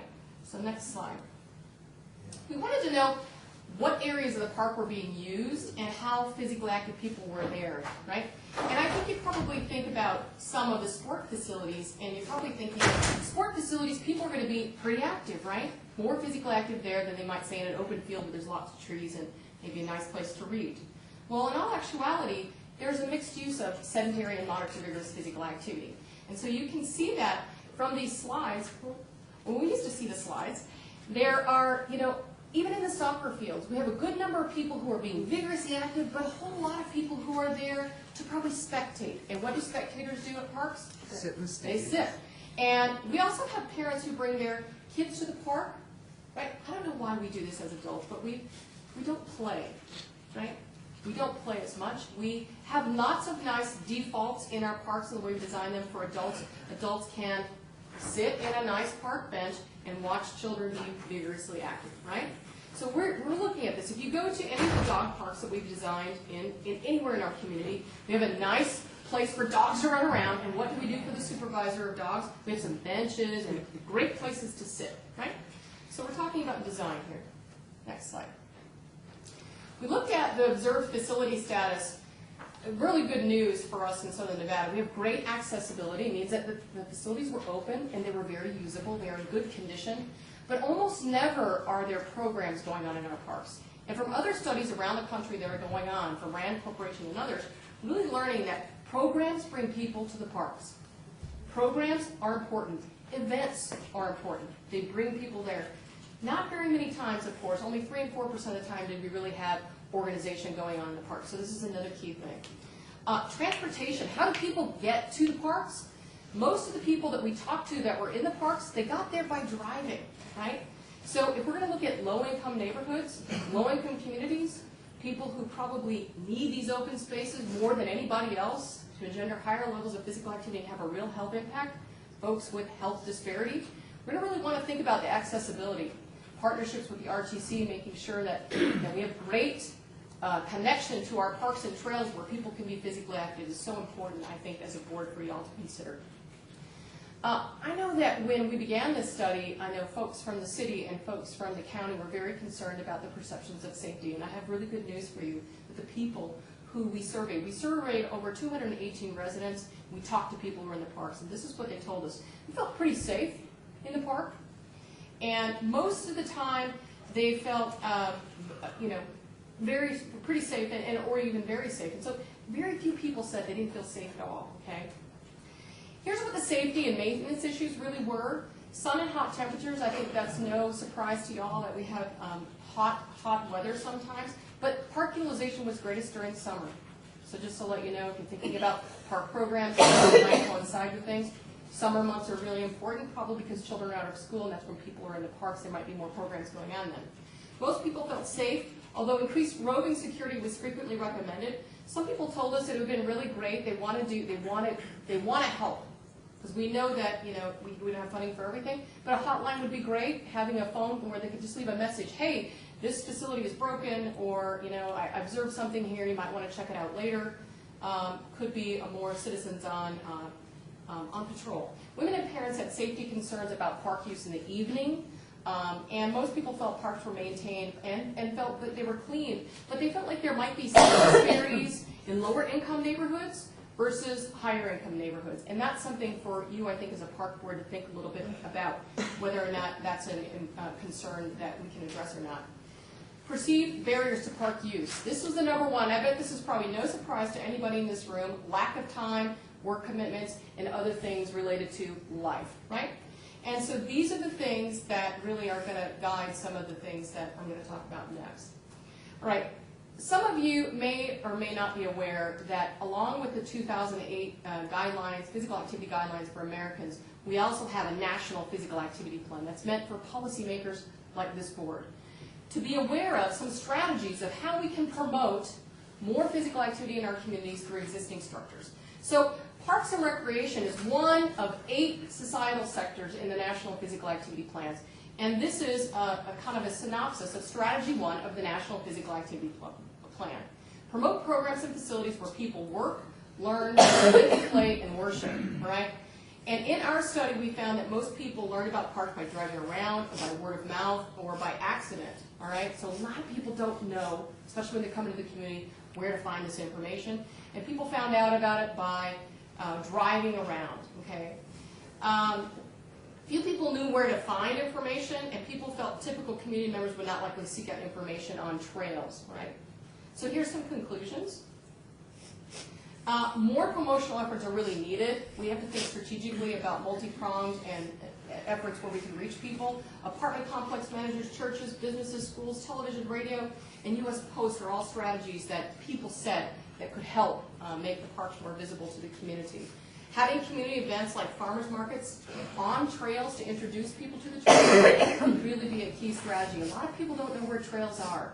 And I know that the Regional Open Spaces and Trails Committee is really working on trying to get some maps and trying to work with area businesses to see if we can't promote this better where people work. Secondly, strategy 2 is to enhance existing parks to build capacity to disseminate policy and environmental interventions to promote physical activity. You should probably have realized from the last slides that we found that most of the park users were male, and they were much more physically active than their female counterparts. And the categories of sedentary people, as we talked about, people were either resting, reading, or picnicking, or they were spectators or they were supervisors. So those are the things that people do when they're sedentary in the park. So here's some conclusions. When we asked people, what do you want to do in the park that's a physical activity, they said they want to do walking. Walking is important in the design of our facilities. From senior adults to teenagers like walking, right? Spectator and supervisor park areas default people into being sedentary. We talked a little bit about that. And so strategic design changes may increase physical activity levels. Some of the things we're talking about in our groups are providing perimeter walking paths around, say, a soccer field so that parents who are there to watch practice could be, physically active while they're supervising their child or waiting for their child. Strategic programming as well, where we might try and provide programs for families in mind. So like when you take your child to Little League, we could actually have programs for adults and senior adults, so people come to the park and everyone's physically active, not just the child. So except for general areas, these were programmed. Park areas were rarely organized, or they were rarely supervised, and like we talked about, the greatest barrier was time, and people felt programs were too few and not always scheduled at convenient times. Some people told us that they're shift workers, and it's really challenging to do anything in Las Vegas Parks and Recreation because of that, and that's something that you probably are all aware of. More programs could increase park use, and of course we talked about the strategic programming with families, and I'd really like to see perhaps that come to fruition at some point. The other thing I wanted to talk about is that monitoring physical activity is something we can do, and I hope that this board will continue to think a little bit more about health-related impacts, especially in low-income communities, and we have the capacity to do that now. City staff have been trained, county staff have been trained. We're looking forward to continue to try and find ways to collaborate across the region to think more strategically about how to have parks have more of an impact and measure the impact from health. And lastly, just to introduce you, and my tagline always is that I'm very passionate about this, you probably can tell. I believe that so many places that we frequent and spend a lot of time in, there are barriers to being physically active. And I think that we, as policymakers and researchers, need to do what's possible to try and make it more easy for people to be physically active. So for me, these are my kids. This is about my kids, my family, and hopefully, you're thinking about the health of your family as well. It will take a village to raise our community's physical activity levels, and I really want to thank you so much for your time and listening. Questions for Dr.? Madam Chairman. Yes. I'd like to say to Mr. Zimmerman, I'd like to know something. Does the city of Las Vegas send any, I don't know if you have the staff, to send any employees into the neighborhoods where they're working at to kind of knock and encourage people to come out to the parks? Commissioner, you're right. In the past, we had Ramblin' Rec, and we had, in fact, Stephanie's outreach program. As a result of the budget, the outreach, we've gone back to a more regional, community-based approach. I think as we begin to redefine ourselves, obviously, the National Association of Parks and Recreation and all communities are adjusting to the downsizing. My personal feeling as a recreator is you're going to see government become more of a facilitator of recreation services. But looking at a holistic approach, is that facilitation will be. So where we have community partners in the YMCA right now, community partners in some of the Little Leagues that will be facilitating those opportunities to recreate as a family or recreate as a culture. We've been talking about for years the sedentariness. I'm a soccer parent. I drop my kids off and sit in the car and enjoy the peace. But we have a 3-mile walking trail at KZ that I ignore. But somehow bringing that to fruition. I'm the first one that says I don't have time to recreate, but I still have there 2 hours. So bringing that. But the answer to your questions right now, no, we don't have the community outreach type. I think in the future it's going to be that we begin to facilitate that recreating in our parks areas. Other questions? Yes, well, first of all, thank you, Dr. Lounsbury. That was really wonderful because I'm a health professional, so it was good to know about physical activity, inactivity being the fourth leading cause of death. I will repeat that statistic many times. But I wanted to ask, what was your position again in parks? What is it what division? I'm actually a full professor in the Department of Kinesiology. I direct a research program on physical activity policy. And so parks, really, we have a community advisory board that consists of policymakers, local policymakers, and of course, chronic disease organizations, folks from the school district. And we ask them, if we want to do impactful research here locally, what environment should we study? And they resoundingly said, we need information on our parks and trails. And I want you to know that the physical activity data that we have on adults here, these are the only objective physical activity data we have on adults in the whole state of Nevada. We are not studying physical activity in sedentarism at all.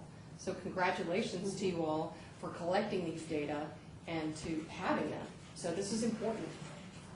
Thank you. Anything else? Thank you so much for Thank bringing you. that to us. Item 9, report for possible action regarding revised park rules for all wards. I believe we're going to obey that. Okay. Do we need a motion to obey? Madam Chairman, I'd like to make a motion we obey the item with reference to park rules and regulations. Do I have a support? To the next meeting. We have a support from I Commissioner second. Akins? Oh, okay. To our next meeting, which is, yes, date please. It's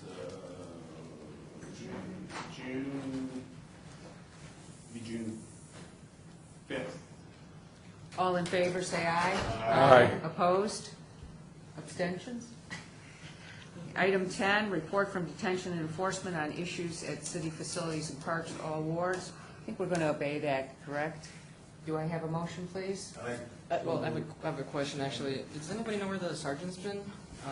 Or anyone from the marshal's office? I was just wondering. I was As far as interested. the presentation at the board, he was here today, and we indicated that we were going to ask to obey. I do have one announcement, though, and sorry, Commissioner, is last month, the board asked about possible ride-around opportunities with detention. It is available to the board, and if a board member is interested in riding along with the deputy marshal, they can call Susie Martinez at 229-4172. Again, it's Susie Martinez at 229-4172.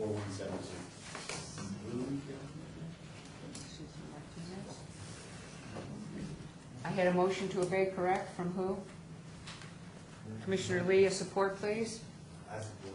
Okay. All in favor, say aye. Aye. Opposed? Abstentions? Next is item 11, report regarding the Park Ambassadors Program, all wards. Staff, please introduce.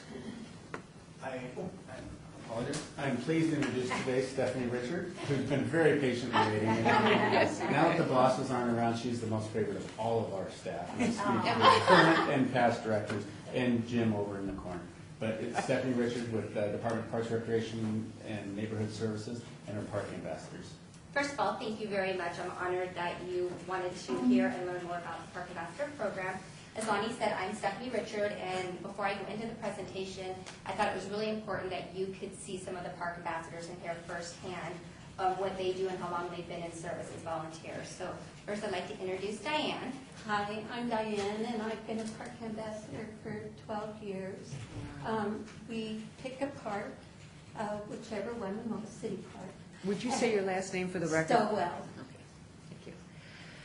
And we pick a park and we walk it at our convenience and make note of anything in the park that is like maybe playground equipment that needs repaired, or fences, or water sprinklers that aren't working, or plants that are dying, or all those things. And we report once a month at a monthly meeting. And it's the best volunteer program in the city. It really is. It gets you out, and we walk, and we walk, and we walk.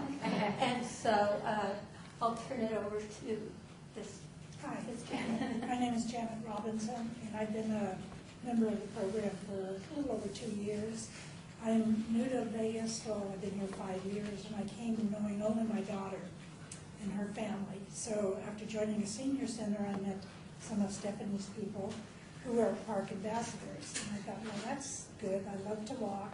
I live near a park. You know, why not check it out? I'll get to meet more people. It's really a good social group. You find out about other people's parks in different parts of the city.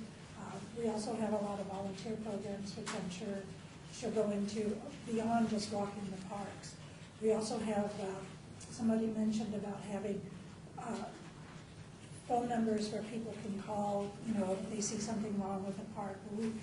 We do have that access. I mean, Stephanie, we've got a list of people that we can call and report graffiti or broken apparatus. But it's really, it helps me get back to the community, and Las Vegas has been very good to me as far as meeting people, becoming part of it, and it's, now that I'm retired, it's the least I can do this year. My name is Roger Dawson, and I've been a park ambassador for a little over 3 years. To set it off, It's really a rewarding program for us. Walk through the parks and, like the lady said, to look for what's wrong with the park. And right now, kind of tough to get everything fixed because the park people just don't have the people to do everything. But, you know, we help and we do what we can. Well, I'm going to tell you a little bit about myself, and I'll make it brief because Lonnie's probably like she'll talk forever. I am truly honored to say I've been a part of this program for 18 years. So to be able to say that I don't even think as a leader, they make me very successful. This is truly one of the best volunteer programs within the city of Las Vegas, and they truly are out there supporting and promoting healthy lifestyles and just the benefit that Park and Recreation provide. I'm going to go over a brief slide with you. The Park Ambassador Program gives activity to adults age 50 and older, a way to get involved preserving our parks. They can do this by being the eyes and ears for the city of Las Vegas parks. The volunteer responsibilities are daily inspections of signed parks, meet and greet the neighbors who have come to enjoy the park, help promote up-and-coming city programs and special events, report unlawful activities, and attend monthly meetings. When I go out to actually get volunteers for this program, I always sit there and listen to see what everybody's interest is. And then when I go out to the park to actually get them in service, I make sure that we are actually doing what they want to do. And the best thing I found is when they're doing a park that's in their neighborhood, they take ownership. And ownership is the key. They take pride in it. That's their park. They know everybody in the park. And that's what I feel helps to make it a successful volunteer program. Because what I might think is successful might not be what the rest of them think. So I think that's really been a key for this program. Additional activities, anybody who knows me, I like to think out of the box and do things differently. We do, everybody knows what Corporate Challenge is, correct? Yes. We've been volunteering for Corporate Challenge, I think as long as I've been here for 18, 19 years, and we do the 5K run, swimming, horseshoes, etc. I'm known not to hold the water for the 5K people. I have to go on track because I never let go of the cup. We've been doing an oncology program for at least 10 years. We go to UMC Hospital, and it's all donated. We have hand-knitted and quilted blankets, and we make spring baskets that we deliver, and I dress up as the Easter Bunny, and it's probably one of the most rewarding programs ever. UMC Hospital has recognized us for all our hard work, but truly it's great to come in and be able to put a smile on somebody's face who's been having a difficult time. We just went this year. We did 100 baskets to the surgical unit for adults, adult oncology, pediatric, ICU, and peds. And they love seeing us every year. They're like, "You're back again, we miss you." And I'm known as the bunny lady there at UMC Hospital, so it's very entertaining and interesting. We do park openings for a lot of the city council, tons of department events, and I also started a back-to-school drive when I was a coordinator over at Deerfield Senior Center. This is them always out volunteering. As a matter of fact, that's Roger. We just applied, my daughter applied for a YNAP grant. I was able to, at Centennial Hills Active Adult Center, put in a community garden with a mural, so they were being a part of that. We have 10 city Las Vegas parks that we are utilizing currently in, and we have 20 park ambassadors right now. So you can see there's a lot of parks that we do need to cover. And then based on the average, we do about 90 hours per month, so the saving for the city is $1,922.40. Total for the year is $23,068.20. So that's what we're saving by utilizing having such a great volunteer program out. And then the partnership, I've been very fortunate to have at my meetings, I have Nancy Weber from Detention and Enforcement. She attends so she can answer the questions that I don't know in law enforcement. And I've been really also fortunate to have Parks and Open Space. Ray Montoya attends all of the meetings too, so that helps out a lot. So we get usually instant gratification for him being there, and he can solve any problems they have. Park ambassadors are speaking out and telling the community that they truly care, and they are truly a dynamic group of individuals. They give constantly, and I'm very fortunate to be able to oversee this program and be a part of the Park Ambassador program. So tell a friend. We have brochures. Let them get involved, but it is a great program. Yeah. Any questions? Yes. Go ahead. Madam Chairman, I'd like to ask this question. How many people participate in your program at the current time? I have 20 park ambassadors, and they're all active, and they do 90 hours a month. Okay, I'd like to make a recommendation, maybe help me. I've never seen any park ambassadors in Doolittle, I've never seen any park ambassadors. I have 3 extremely active park ambassadors at Doolittle. Doolittle. And they come to all my meetings. It's Connie, Mr. Walker, and Mel Harris. And they are strong members. Or actually, if you go back to the slide, I'll show you a picture. And they drive all the ways. I used to run the center at Deerfield Senior Center, so it was centrally located. And then during all the changes, I moved to East Las Vegas. They drove there. And now I'm at Centennial Hills Active Adult Center. And I have to tell you, these people are dedicated. They drive all the ways out to meet with me. Can you go again? Go. Oh, go. Do you see him? I don't know if you know him. I'm just pointing him out. Okay. There's Mr. Parker and there's Mr. Harris. I know Mr. Parker. They are very active members, even through the oncology program. They are a big driving force from my program. The best thing is, it's word of mouth. I have 30 park ambassadors, but sometimes quantity versus quality. I can come in and tell you I have 558 volunteers, but if they're not out in the park making a difference, it really doesn't matter. I've got 20. I would love to have more than that, and that's why we're here to educate people so that they can know about the program. But I want people that are devoted to this individual volunteer program, that want to be in their parks and help serving and getting things done. Well, is it possible that you can make it known to the church communities throughout the city? I don't have a problem. I love to go out and speak and talk about this program. I take a lot of pride. Actually, Jim, I was at North Las Vegas with you many years. I won national awards for park ambassadors locally. Unfortunately, we don't have the staffing to let me get out of the building as much as I used to be able to. I was an outreach coordinator, and I worked in all the Section 8 housing for the city. But right now I'm in the center because we're short-staffed, and that's where I'm needed at. So when I had the opportunity, when Lonnie said, can you come here and speak, I said, absolutely. The more people we can tell, even if I leave here today, you guys educated and know more about the program, that may be one more extra park ambassador we get. So I'm just trying to maybe share the word so maybe you can go out and articulate to get me more members. I'm going to do that. Very good. I'll hold you to it. Got that on record? I want that on record. I said the same. I said our first, what is it, second or? Yes. Yeah, I brought in Mr. Parker and Mr. Harris. Okay, you did. I love them. They're dear, dear people to me.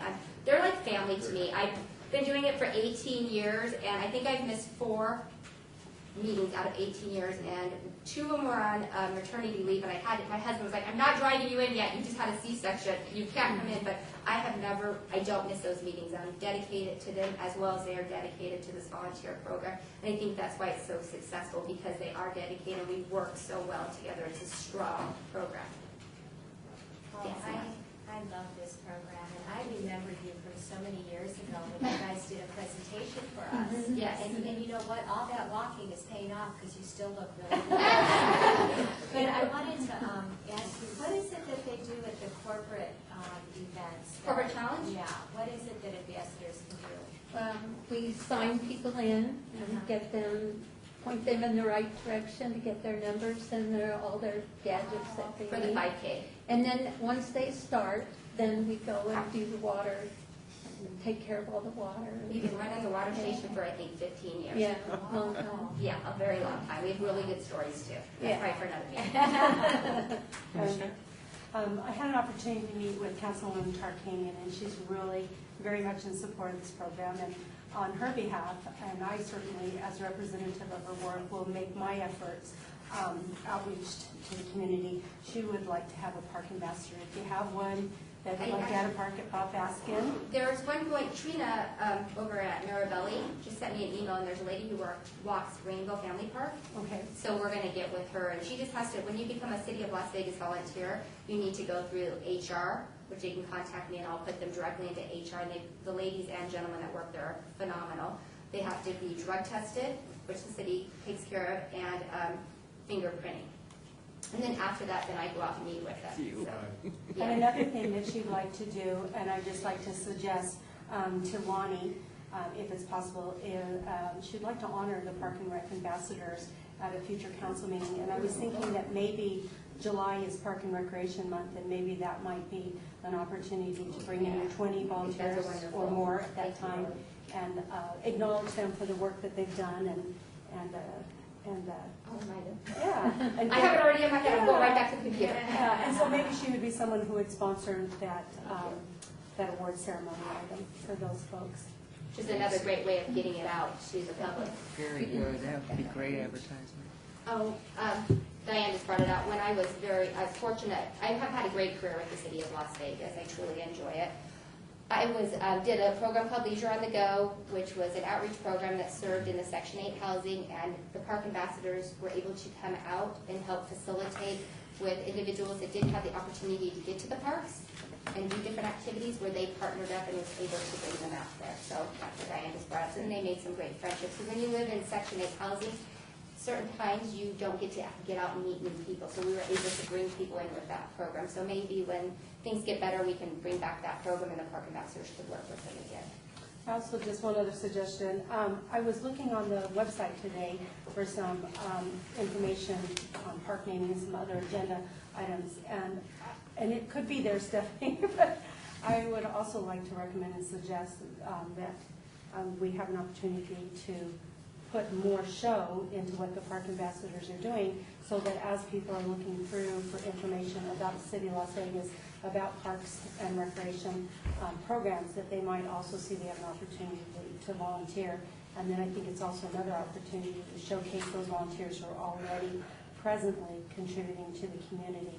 And so that might be an opportunity that if it comes from this board, that maybe the Office of Communication and the website person would then follow up with that recommendation from us as well. I think it's a great idea.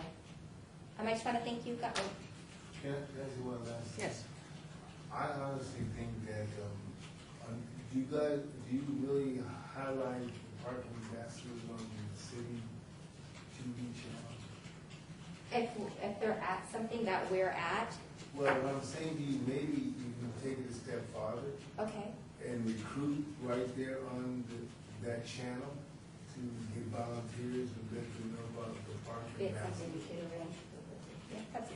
And also at the same time, every senior citizen community should, every senior citizen development is operated by the city of Las Vegas. That park ambassadors should be offered to those seniors there to get them out to socialize and to get some exercises.